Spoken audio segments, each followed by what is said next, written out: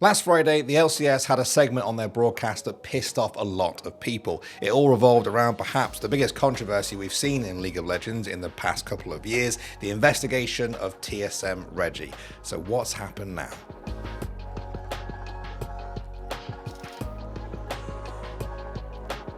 Alright, so many of you may be familiar with the origins of this story, but I'm going to do a quick recap because it has been about 6 months since I last talked about it. Way back in November 2021, current 100 Thieves AD carry Doublelift accused his former boss, TSM CEO Regi, of being a bully who made people cry. He's like a bully who gets away with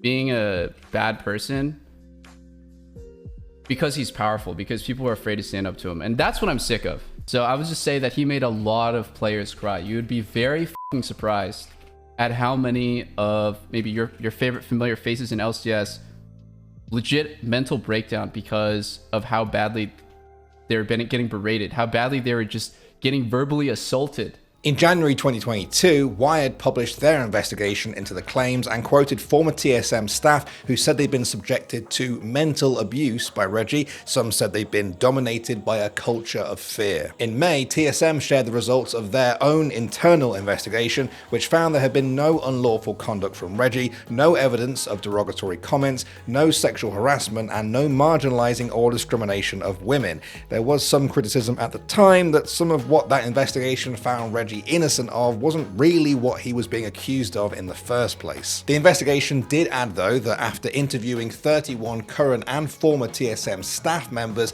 they characterized Regi's feedback to his employees as having a harsh and aggressive tone. 3 of those interviewed told the investigation they had heard Regi call employees stupid, trash, or worthless, and 6 characterized his behavior as creating a culture of fear at TSM. Riot's report on the matter came in July and stated clearly that they believe there was a, quote, pattern and practice of disparaging and bullying behavior exhibited by Din, that's Regi, and that this, quote, included verbally abusing pro players and TSM staff members and communicating in a demeaning and belittling manner. Riot said Regi had breached their rules on both profanity and hate speech and the forbidding of harassment. They fined TSM $75,000 and required that Regi take part in a third-party run sensitivity and executive training course. They also put him on probation until July 2025 and threatened severely enhanced penalties if he's found to have broken the rules anytime before then. So that's a pretty quick summary of everything that happened up to about 6 months ago, and since then,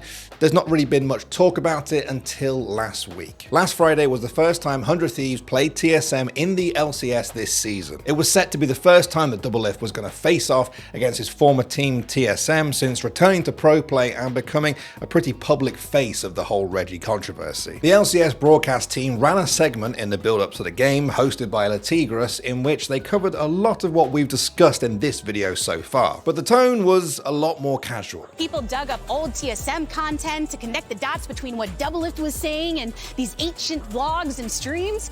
This ordeal actually sparked a whole side plot of accusations and investigations, and I'm not going down that rabbit hole, but if you want to do that on your own time, by all means. Point is, there was some major coverage of this story.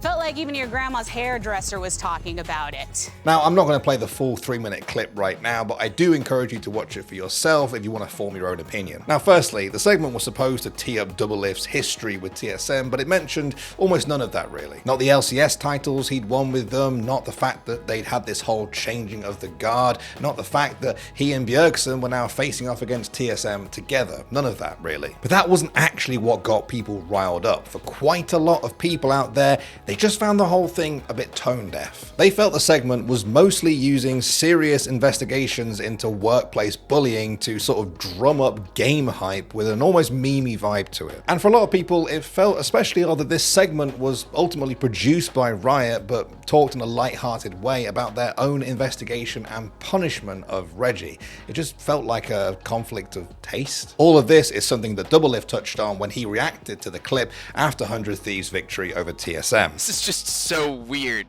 and the way that it's presented is so fucking weird if you really think about it. I mean, it's like, it's a workplace harassment, it's like legality is involved where there's actually like lawsuits and people's lives, people's emotional states. Like, this is like a deeply traumatic series of events that happened to a lot of people, not just me. And perhaps for the first time in 2 years, Doublelift and TSM's management agreed on something, that this segment just didn't feel right, although perhaps for different reasons. On TSM's subreddit, senior team manager Austin Smack Haggart said he was shocked and saddened by it, that they had a great team of players who didn't deserve to be disrespected before an important match. TSM's head of social, Dunk, replied to a fan in the thread and suggested that a conversation between TSM's management and the LCS was well underway. Perhaps that worked, because on Saturday, LCS Commissioner Jackie Felling issued a statement in which she said the segment was not intended to be disparaging to TSM, but that after further review they felt it was a miss when it came to lifting up their teams in a new and entertaining way. And yesterday we had an official statement from the LCS which said much the same, but also included Doublelift in its apology, while emphasizing that they sincerely regret the negative impact their misstep has had on LeTigress. LeTigress herself also posted a tweet longer on Sunday which began with an apology to anyone at TSM that was hurt, bothered or discomforted by her monologue.